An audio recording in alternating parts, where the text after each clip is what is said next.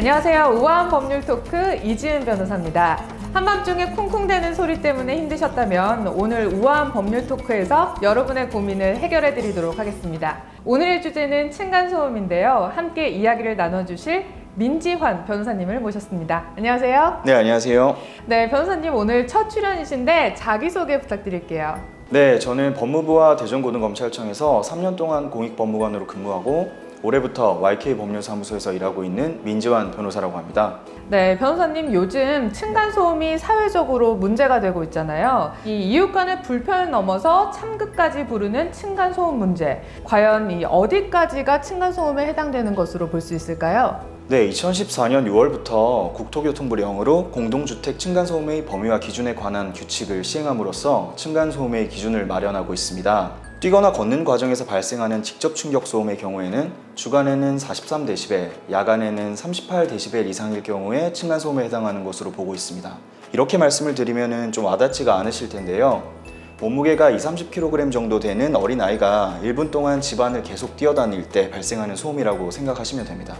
또 순간적으로 일정 수준 이상의 소음이 발생하는 경우에도 층간소음에 해당하는 것으로 보고 있습니다. 이때에는 주간에는 57dB, 야간에는 52dB를 그 기준으로 보고 있습니다. 네, 이러한 기준들은 모든 주택에 공통으로 적용이 되는 건가요?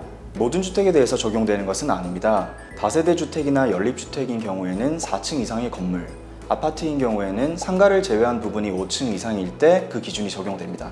또 1시간에 3회 이상 최고 소음도를 기록했을 때에도 층간소음에 해당하는 것으로 보고 있습니다.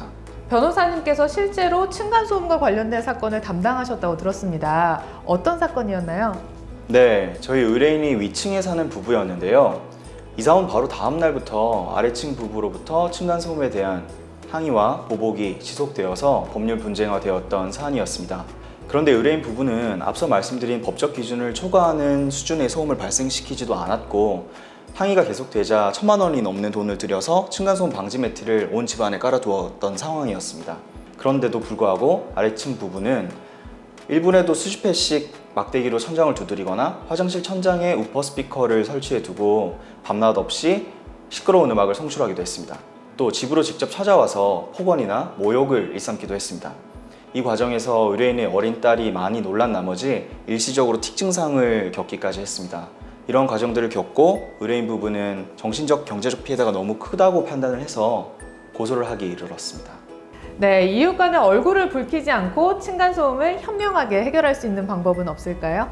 네, 많이 예민해져 있는 상황에서 상대방과 직접적으로 접촉을 하시다 보면 앞서 제가 말씀드린 것과 같은 더 큰 문제들이 발생할 여지가 있기 때문에 자제하시는 것이 좋습니다. 정부에서는 층간소음 이웃사이센터나 환경분쟁조정위원회 같은 기관들을 설치를 해서 층간소음 관련 분쟁들을 해결할 수 있도록 돕고 있습니다. 따라서 이러한 기관들을 방문하셔서 도움을 요청하시거나 지속적으로 증거들을 수집하신 후에 인사소송을 통해서 보상받으시는 것이 좋습니다. 네, 오늘 함께 해주신 민지환 변호사님 감사드립니다. 오늘 첫 촬영이었는데 어떠셨나요?